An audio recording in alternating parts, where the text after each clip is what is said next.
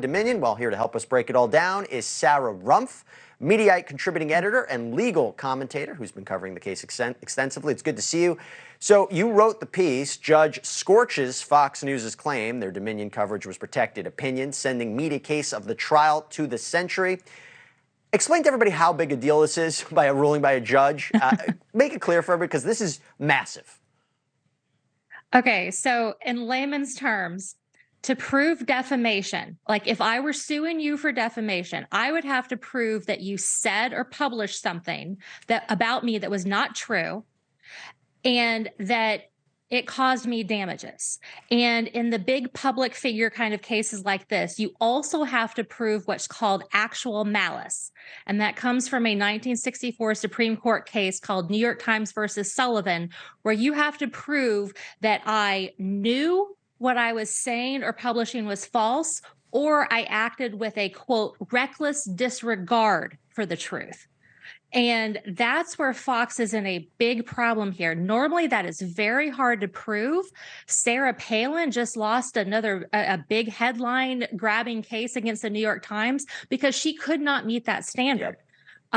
Here, what we have and why everybody was just, mouths gaping open reading this 130-page opinion today.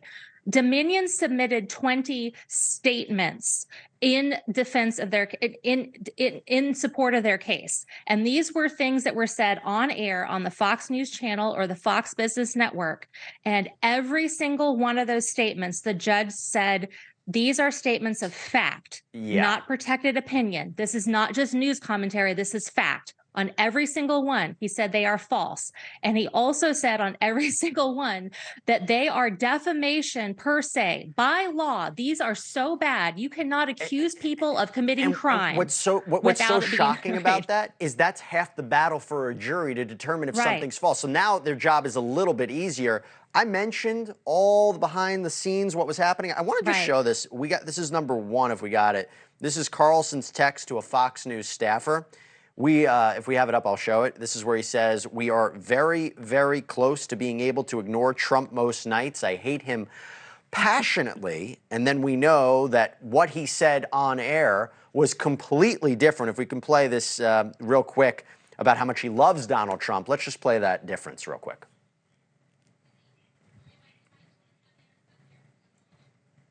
We might not have it. So let me actually go back. Okay, let me go back. So basically he said, and I'll quote it, "I actually love Donald Trump as a guy. I know Trump. I've known Trump for 20 years because I work in the media, and he goes on to say it. Very different."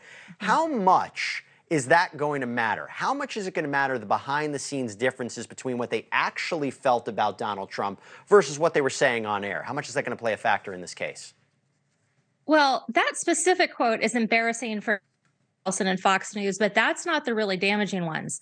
The really damaging ones are where Rupert Murdoch, who's the owner of the company, and Suzanne Scott, who's the head of Fox News, where they are all acknowledging that the claims Rudy Giuliani and Sidney Powell are making are not true, are nutty, are words I shouldn't say on air, where the Fox News personalities are emailing and texting between each other. Sean Hannity, Tucker Carlson, Laura Ingraham are all admitting that the things these people are saying are not true, are nutty, are crazy. And, and again, one of their defenses was it was newsworthy to report on what Trump was saying. And it's true. If Donald Trump says that Martians stole all the votes, you can report Donald Trump claims Martians stole all the votes. You know what's so shocking is they didn't settle this. They could have settled this and this would have never come out. I don't know what happened there, but clearly this is not what they wanted to see. Sarah Rumpf, thank you so much for taking the time. Appreciate it. Thank you so much. Thank you for watching. Go to newsnationnow.com to find NewsNation on your cable provider. And don't forget to click the red subscribe button below to get more of NewsNation's fact-driven, unbiased coverage.